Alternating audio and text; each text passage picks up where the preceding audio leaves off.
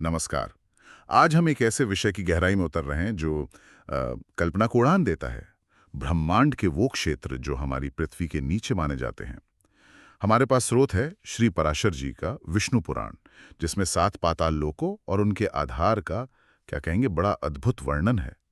तो आज की हमारी खोज इन्हीं प्राचीन वर्णनों को समझने की है। ये पाताल लोक आखिर हैं कैसे? क्या वे सचमुच सिर्फ अंधकार और डर वाली जगह हैं, या कुछ और ही हैं? कौन रहता है वहां? और सबसे नीचे इन सब का आधार क्या है? बिल्कुल। और ये वर्णन हिंदू ब्रह्मांड विज्ञान की एक बहुत ही कह सकते हैं जटिल और आकर्षक तस्वीर पेश करता है। ये सिर्फ स्वर्ग और पृथ्वी तक ही सीमित नहीं है, बल्कि एक बहुस्तरीय मल्टीलेयर्ड यूनिवर्स की बात करता है। और जैसा कि स्रोत बताता है, ये पाताल लोक केवल नेगेटिव या खाली गड्ढे नहीं है, बल्कि अपने आप में अनूठे ऐश्वर्यपूर्ण संसार हैं। हम उनकी बनावट, वहाँ कौन रहता है, कैसा माहौल है, इन सबको समझने की कोशिश करेंगे आज। बहुत खूब। तो चलिए इस यात्रा की शुरुआत करते हैं। पराशर जी मैत्रेय को बताते हैं कि पृथ्वी की अपनी एक ऊंचाई है, करीब 70 सहस्त्र योजन, और इसके ठीक नीचे शुरू होता है 7 पाताल लोकों का सिलसिला। नाम है अतल, वितल, नितल, गभस्तमान, महातल, सूतल और पाताल। हाँ, और हर लोक अपने ऊपर वाले से 10 सहस्त्र योजन नीचे है। अब ये योजन आज के हिसाब से कितना है, इस पर थोड़ी बहस है, पर यह निश्चित रूप से कई किलोमीटर की दूरी है। तो सोचिए, हर लोक अपने आप में हजारों किलोमीटर गहरा एक विशाल क्षेत्र है। बिल्कुल, मतलब ये सिर्फ खाली जगह नहीं है। नहीं, बिल्कुल नहीं। इनकी अपनी खास जमीनें हैं, एक के नीचे एक परत की तरह। और इन जमीनों की विविधता, वो तो कमाल की है। श्रोत कहता है कि वहां की मिट्टियां अलग अलग रंगों की हैं। शुक्ल यानी सफेद, हाँ, कृष्ण यानी काली, अरुण यानी कुछ लाल सी, और पीत यानी पीली। सही। और इतना ही नहीं, उनकी बनावट भी अलग अलग है। कहीं शर्करामयी है, इसका मतलब शायद बहुत महीन रेत या चीनी जैसी। हो सकता है, हाँ। शर्करा मतलब चीनी या महीन रेत, कहीं कंकरीली, कहीं पथरीली। और कहीं तो स्वर्णमय, सोने की बनी हुई जमीन। सोचिए जरा। हाँ, सोने की। और इन जमीनों पर भव्य महल भी बने हुए हैं। अच्छा। जी, तो ये महलों और अलग अलग तरह की भूमियों का वर्णन उन्हें साधारण गुफाओं या गड्ढों से बहुत अलग दिखाता है। और वहां रहने वाले भी उतने ही खास हैं। स्रोत बताता है कि इन लोकों में दानव, दैत्य, जो अक्सर शक्तिशाली असुर जातियां मानी जाती हैं, हाँ हाँ। यक्ष, जो प्रकृति और धन से जुड़े होते हैं, और नागों की सैकड़ों जातियां रहती हैं। सैकड़ों जातियां। हाँ, और ये सिर्फ विलेन नहीं है जैसा हम कहानियों में देखते हैं। इनका अपना एक समृद्ध संसार है, समाज है, संस्कृति है। ये शक्तिशाली प्राणी है। अच्छा, तो मतलब ये हुआ कि ये लोग सिर्फ नेगेटिव शक्तियों के अड्डे नहीं, बल्कि अपने आप में विकसित सभ्यताएं हैं। बिल्कुल। ये बात तो जो आम धारणा है उससे काफी अलग है। हाँ, है तो। और इसी से जुड़ी एक और चौंकाने वाली बात मुझे स्रोत में मिली। कहा गया है कि एक बार देवर्षि नारद पाताल लोक घूमकर स्वर्ग लौटे। हाँ, नारद जी तो तीनों लोकों में घूमते रहते थे। बिल्कुल। और वहां स्वर्ग के निवासियों से उन्होंने क्या कहा कि पाताल लोक तो स्वर्ग से भी ज्यादा सुंदर है। हाँ, ये बात पारंपरिक सोच को वाकई चुनौती देती है, जहां हम स्वर्ग को ही सबसे सुंदर, सबसे अच्छा मानते हैं। क्यों कहा उन्होंने ऐसा? कुछ कारण बताया है? हाँ, स्रोत में कारण भी दिया है। कहते हैं कि पाताल में जो नाग रहते हैं, उनके आभूषणों में मणियां जड़ी होती हैं, और वो मणियां इतनी तेजस्वी, इतनी चमकदार और सुंदर हैं कि उनका प्रकाश और सौंदर्य स्वर्ग से भी बढ़कर है। अरे वाह। वहां का आकर्षण इतना ज्यादा है कि स्रोत कहता है मुक्त पुरुषों का मन भी वहां रम जाए। सच में? मतलब जिनका मन कहीं नहीं लगता, वो भी जिन्होंने मोक्ष पा लिया है? हाँ, ऐसा ही लिखा है। ये उसकी असाधारण मोहकता और शायद जो भौतिक ऐश्वर्य है, उसकी पराकाष्ठा को दिखाता है। तो क्या ये स्वर्ग की जो स्थापित श्रेष्ठता है उस पर एक सवाल है, या ये कि सांसारिक सुख स्वर्ग के आध्यात्मिक आनंद से भी ज्यादा मोहक हो सकता है, कम से कम कुछ लोगों के लिए? ये एक दिलचस्प सवाल है। शायद ये अलग अलग तरह के सुखों की तुलना हो, या ये भी हो सकता है कि ये स्वर्ग की शायद एक रास्ता पर एक टिप्पणी हो।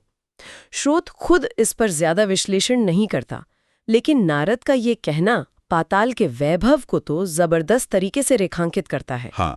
और वहां का वातावरण भी इसी वैभव का हिस्सा है। हाँ, वातावरण के बारे में भी बड़ी अनोखी बात कही गई है। दिन में सूरज की किरणें वो सिर्फ रोशनी देती हैं, गर्मी नहीं। अच्छा, मतलब तापमान बढ़ता नहीं। नहीं, और रात में चांद की किरणें वो ठंडक नहीं देती, सिर्फ चांदनी फैलाती हैं। क्या बात है। मतलब मौसम हमेशा एक जैसा सुखद रहता है, न ज्यादा गर्मी न ज्यादा सर्दी। बिल्कुल परफेक्ट टेम्परेचर हमेशा। और इसी हमेशा सुखद रहने वाले मौसम और भोग विलास के अनगिनत साधनों में वहां के निवासी इतने डूबे रहते हैं कि उन्हें समय बीतने का पता ही नहीं चलता। अच्छा। हाँ, स्रोत में भक्ष्य, भोज्य, महापान, मतलब हर तरह के उत्तम खाने पीने की चीजें और दूसरे भोगों का जिक्र है। वहाँ सुंदर वन है, नदियां हैं, बड़े सुंदर सरोवर, कमल के वन और कोयल की मीठी आवाज लगातार सुनाई देती है। सब कुछ बहुत मनोहारी बताया गया है। वहाँ के निवासी भी बड़े परिष्कृत बताए गए हैं। वो हमेशा साफ सुथरे सुंदर गहने पहनते हैं। हाँ, सुगंधित लेप लगाते हैं शरीर पर। हाँ, और वीणा, वेणु, मृदंग जैसे म्यूजिकल इंस्ट्रूमेंट्स का आनंद लेते हुए अपना समय बिताते हैं। वाह। फर्नन कहता है कि ये सब भोग केवल भाग्यशाली लोगों को ही मिलते हैं। सचमुच ये किसी भी तरह स्वर्ग के ऐश्वर्य से कम तो नहीं लगता। बिल्कुल। तो ये पाताल लोक भोग और ऐश्वर्य से भरपूर है, स्वर्ग से भी सुंदर। पर सवाल ये उठता है कि इस अद्भुत चमत्कृत करने वाले संसार का आधार क्या है, ये टिका किस पर है? स्रोत हमें और भी गहराई में ले जाता है, इन 7 पातालों के भी नीचे, वहां विराजमान उस परम सत्ता तक जो इन सब को धारण किए हुए है। और वो सत्ता कौन है? यहाँ परिचय होता है भगवान विष्णु के शेष नामक तमोमय विग्रह का। तमोमय, ये शब्द थोड़ा महत्वपूर्ण लगता है। इसका क्या मतलब है यहाँ? क्या ये तमोगुण वाला तमस है? हाँ, तमोमय यानी तमोगुण प्रधान। देखिए, हिंदू दर्शन में प्रकृति के 3 गुण माने गए हैं, सत्व, रजस और तमस। सत्व मतलब प्रकाश, पवित्रता। रजस मतलब गति, क्रिया। और तमस मतलब अंधकार, स्थिरता, जड़ता, अज्ञान। अब आमतौर पर तमोगुण को थोड़ा नेगेटिव माना जाता है ना? हाँ बिल्कुल, पर यहाँ शेषनाग के संदर्भ में इसका अर्थ शायद ज्यादा गहरा है। ये संभवतः उनकी सृष्टि के आधार वाली, न बदलने वाली गहन और असीम शक्ति की ओर इशारा करता है। या फिर ये उनके प्रलयकालीन संहारक रूप से जुड़ा हो सकता है। उनके असल गुणों का वर्णन करना तो दैत्यों और दानवों के लिए भी असंभव बताया गया है। अच्छा। देवर्षि और सिद्धगण भी उन्हें पूरी तरह जान नहीं पाते, इसीलिए उन्हें अनंत कहते हैं, मतलब जिनका कोई अंत ही नहीं। अनंत नाम ही काफी है। और उनका स्वरूप वो भी उतना ही विराट और रहस्यमय होगा फिर तो। बिल्कुल। वर्णन कहता है कि वे अति निर्मल हैं। उनके विशाल फणों पर स्वस्तिक के चिन्ह बने हुए हैं। और उनके सहस्र सिर हैं, 1000 सिर। 1000 सिर? हाँ, हर सिर पर एक मणि है। और इन 1000 मणियों के प्रकाश से 10 दिशाएं रोशन रहती हैं। अद्भुत कल्पना है। और उनका एक उद्देश्य भी बताया गया है। वे संसार के कल्याण के लिए अपनी शक्ति से असुरों को वीर्यहीन करते रहते हैं, मतलब उनकी विनाशकारी शक्तियों को कंट्रोल में रखते हैं। उनका वर्णन बहुत काव्यात्मक है। मद के कारण उनकी आंखें हल्की लाल हैं। वे हमेशा एक ही कुंडल पहनते हैं। एक ही? हाँ, एक ही। वे भव्य मुकुट और सुंदर वनमाला पहनते हैं। उनके शरीर की तुलना अग्नि वाले सफेद पर्वत से की गई है। विशाल, तेजस्वी, सफेद। वे नीलांबर यानी नीले वस्त्र पहनते हैं और सफेद हारों से सजे हैं। उनकी एक उपमा है जैसे मेघों की घटाओं और गंगा के प्रवाह से युक्त दूसरा कैलाश पर्वत। वाह, मतलब दिव्य, शांत, फिर भी बहुत शक्तिशाली और विशाल स्वरूप। बिल्कुल। उनके हाथों में हल और मूसल भी बताए गए हैं। ये तो बलराम जी के भी शस्त्र है ना? जी। और बलराम जी को शेषनाग का अवतार भी मानते हैं। हाँ, बिल्कुल। ये संबंध अक्सर पुराणों में स्थापित किया जाता है। हल और मूसल कृषि और शक्ति दोनों के प्रतीक हो सकते हैं, और ये बलराम जी के शेषनाग अवतार होने की बात को पक्का करते हैं। इसके अलावा स्रोत कहता है कि शोभा मतलब साक्षात सौंदर्य, और वारुणी देवी खुद मूर्तिमती होकर उनकी उपासना करती हैं। वारुणी देवी? हाँ, वारुणी देवी समुद्र, मदिरा और दिव्य आनंद या मद से जुड़ी हैं। ये शेषनाग के मदमस्त शक्तिशाली स्वरूप से मेल खाता है। तो वे सिर्फ आधार ही नहीं, शक्ति और सौंदर्य से भी भरपूर हैं। लेकिन उनके तमोमय रूप का एक और पहलू भी है जो प्रलय से जुड़ा है। हाँ, ये उनका संहारक पक्ष है। बताया गया है कि कल्पांत में, यानी जब सृष्टि का अंत होने का समय आता है, तब शेषनाग के 1000 मुखों से संकर्षण नाम के रुद्र प्रकट होते हैं। संकर्षण? हाँ, संकर्षण मतलब सब कुछ खींच लेने वाले, समेट लेने वाले। ये रुद्र विषाग्नि के समान, मतलब बहुत भयंकर जहरीली आग की तरह तीनों लोकों का भक्षण कर जाते हैं।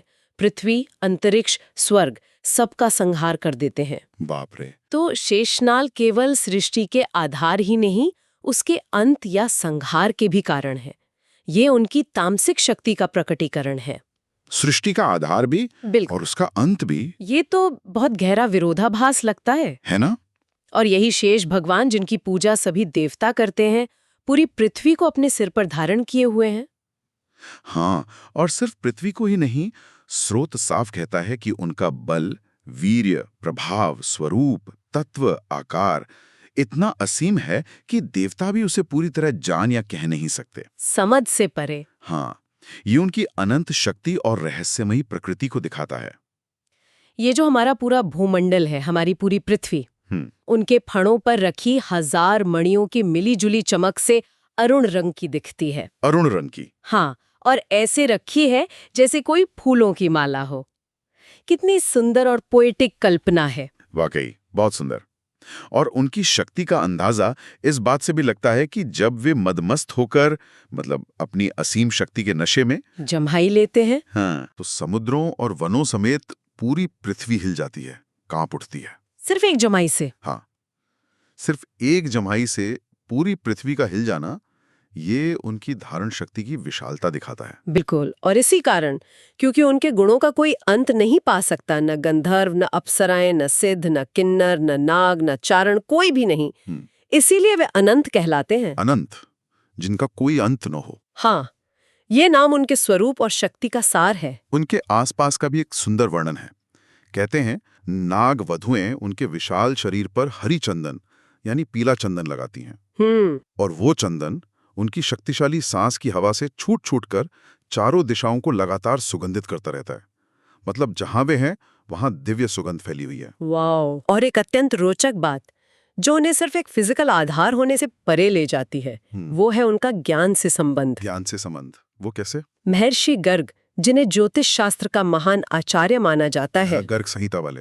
हाँ, वही। उन्होंने ज्योतिष मंडल, मतलब ग्रह, नक्षत्र, उनकी गति, प्रभाव, इन सब का ज्ञान, और शकुन अपशकुन जैसे नैमित्तिक फलों का तत्व ज्ञान, मतलब भविष्य में होने वाली घटनाओं का ज्ञान, ये सब शेष जी की आराधना करके ही प्राप्त किया था। अच्छा, तो शेषनाग केवल शक्ति और आधार के प्रतीक नहीं, बल्कि ब्रह्मांडीय ज्ञान और रहस्यों के भी स्रोत हैं। हाँ, बिल्कुल। ये पहलू तो उनके तमोमय स्वरूप से एकदम अलग लगता है। तमोगुण तो जड़ता या अज्ञान से जुड़ा है ना, फिर ये ज्ञान का स्रोत कैसे? ये बहुत अच्छा सवाल है और दिखाता है कि ये कॉन्सेप्ट्स कितने जटिल हैं। शायद यहाँ तमोमय का मतलब वो परम स्थिरता है, या वो आधारभूत अवस्था जिसमें सारा ज्ञान छुपा हुआ है। जैसे गहरी नींद या समाधि में बाहरी चेतना नहीं होती, पर अंदरूनी ज्ञान का दरवाजा खुल सकता है। या शायद ये दिखाता है कि शेषनाग तीनों गुणों से परे हैं, या उनमें तीनों गुण समाये हुए हैं, और वे जरूरत के हिसाब से ज्ञान या संहार की शक्ति प्रकट करते हैं। महर्षि गर्ग का उदाहरण उन्हें ज्ञान के एक छुपे हुए और गहन स्रोत के रूप में स्थापित करता है। दिलचस्प है। तो अंततः इस वर्णन के अनुसार ये नाग श्रेष्ठ अनंत शेष जी ही इस पृथ्वी को अपने मस्तक पर धारण किए हुए हैं। यही वो आधार हैं जिस पर हमारा संसार टिका है। और सिर्फ पृथ्वी ही नहीं, स्रोत का अंत इस बात पर जोर देता है कि वे केवल भूमंडल को ही नहीं, बल्कि देव, असुर, मनुष्यों समेत संपूर्ण लोकमाला, यानी स्वर्ग से लेकर पाताल तक सभी लोक और पातालादि समस्त लोकों को भी वे ही धारण किए हुए हैं। अच्छा, सबको? पूरी सृष्टि का भार उन्हीं पर है। वो सिर्फ पाताल के नीचे स्थित नहीं है, बल्कि हर चीज, हर लोक, हर प्राणी के नीचे उन सब का परम सहारा है। तो आज हमने विष्णु पुराण के इस अंश के जरिए एक अद्भुत यात्रा की। हमने 7 पाताल लोकों की उस दुनिया को देखा जो स्वर्ग से भी सुंदर बताई गई। हाँ। जो भोग विलास, अद्भुत वातावरण और खास तरह के निवासियों से भरी है। ये हमारी पाताल की जो टिपिकल इमेज है उससे बिल्कुल अलग है। हाँ, बिल्कुल। हमने देखा कि ये लोग सिर्फ नेगेटिव या अंधेरे गड्ढे नहीं, बल्कि जटिल, ऐश्वर्यशाली और जीवंत क्षेत्र हैं। और फिर हमने जाना अनंत शेषनाग के बारे में, जो केवल पृथ्वी को धारण करने वाले सर्प नहीं, बल्कि भगवान विष्णु का एक तमोमय रूप है, अनंत गुणों वाले, असीम शक्ति और जिसका प्रभाव मापा न जा सके। ऐसे वे सृष्टि के आधार हैं, ज्ञान के स्रोत हैं, असुरों की शक्ति को नियंत्रित करते हैं और प्रलय के कारण भी हैं। एक ही सत्ता में इतने सारे पहलू। हाँ, आज की इस चर्चा से एक विचार मन में आ रहा है क्या? कि कैसे सबसे गहरे, सबसे नीचे स्थित सत्ता अनंत शेषनाग है असल में ऊपर के सभी लोकों, देवताओं, मनुष्यों, असुरों, मतलब पूरे ज्ञात ब्रह्मांड को संभाले हुए है। हाँ, सही बात है। आधार हमेशा सबसे नीचे होता है, अक्सर दिखता भी नहीं, पर वही सबको थामे रखता है। बिल्कुल। शायद सोचने वाली बात यह है कि जीवन में भी जो चीजें या सिद्धांत सबसे आधारभूत होते हैं, वे अक्सर सतह पर दिखाई नहीं देते, पर उन्हीं पर सब कुछ टिका होता है। इस पर सोचा जा सकता है।